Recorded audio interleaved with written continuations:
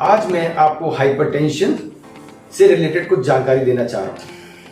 Hypertension क्या है, क्यों होता है, कितने टाइप्स का होता है, उसके क्या सिम्टम्स हैं और उसको कैसे डायग्नोज करते हैं और उसको कैसे ट्रीट करते हैं। तो सबसे पहले हम बताना चाहेंगे कि हमारे भारत में 3 में से 1 नौजवान को ब्लड प्रेशर की प्रॉब्लम है।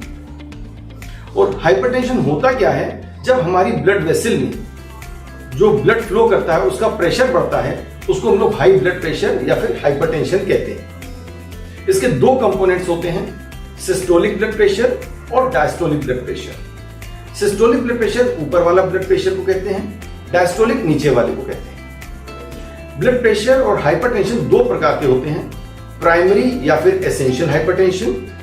ज्यादातर मरीजों में ये इसी टाइप का हाइपरटेंशन देखने को मिलता है। इसके क्या कारण हैं?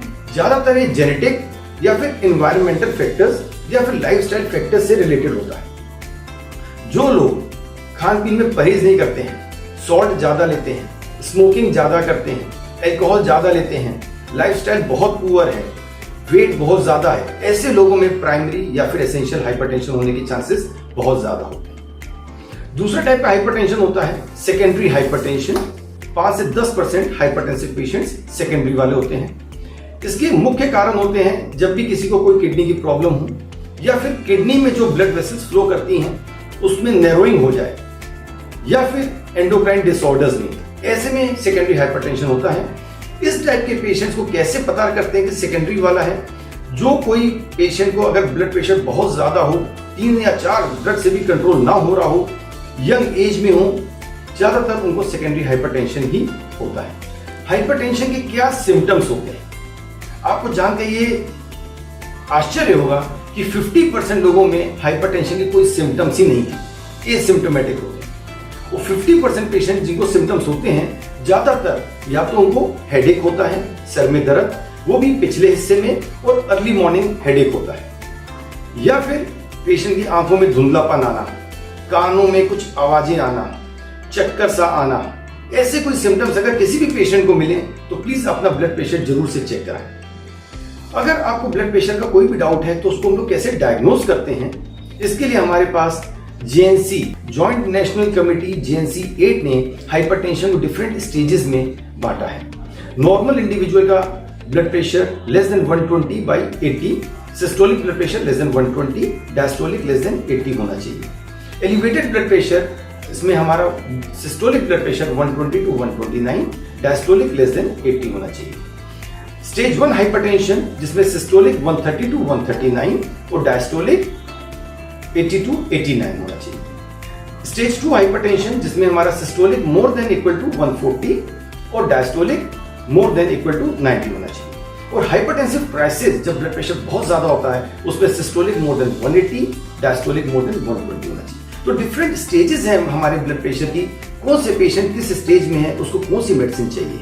अगर हमें ब्लड प्रेशर है, उसको हम लोग कैसे उसको प्रिवेंट कर सकते हैं, बचाव कैसे कर सकते हैं। पहला इंपॉर्टेंट पॉइंट, हमें अपना बॉडी वेट कंट्रोल करना चाहिए, जिसमें कि हमारा BMI इंडेक्स 20 से 25 के बीच में होना चाहिए। दूसरा इंपॉर्टेंट, हमारे डाइट में हमें सॉल्ट इंटेक कम करना चाहिए, less than 2 gram per day. Third important is regular exercise, aerobic exercise around 30 minutes per day and approximately 5 days a week हमें करनी चाहिए। फोर्थ इंपॉर्टेंट, हमें अगर स्मोकिंग कर रहे हैं तो उसको कंप्लीटली स्टॉप कर देना चाहिए। फिफ्थ, अल्कोहल ले रहे हैं तो उसको हमें कट करना चाहिए। फिफ्थ इंपॉर्टेंट, हमें ऐसी डाइट लेनी चाहिए जैसे fruits, vegetables, high fibre diet, जिससे हमारा ब्लड प्रेशर कंट्रोल रहे। लास्ट मोस्ट इंपॉर्टेंट, हमें अपना स्ट्रेस लेवल कम करना चाहिए। स्ट्रेस कैसे कम हो सकता है? हमारा मेडिटेशन से, पाठ पूजा से और योगा से।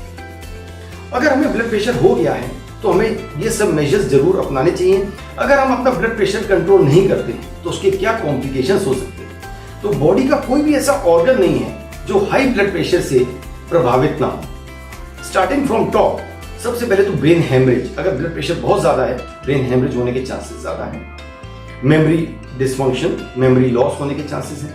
आइज की प्रॉब्लम होने के चांसेस हैं। हार्ट की प्रॉब्लम, जितने प्रॉब्लम्स हार्ट की हैं, heart attack, heart failure, arrhythmias, ये सब चीजें हमारी हो सकती हैं हाई ब्लड प्रेशर से। खास करके किडनी डैमेज, 25% लोगों में देखा गया है जो किडनी प्रॉब्लम्स होती हैं हाइपरटेंशन से रिलेटेड।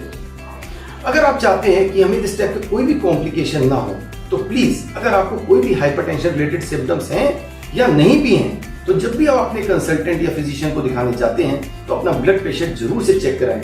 और अगर आपका ब्लड प्रेशर वैल्यूज 140 और 90 से ज्यादा है तो अपना लाइफस्टाइल प्लस अगर आपको मेडिकेशन की जरूरत है तो जरूर से उसको लें। Thank you.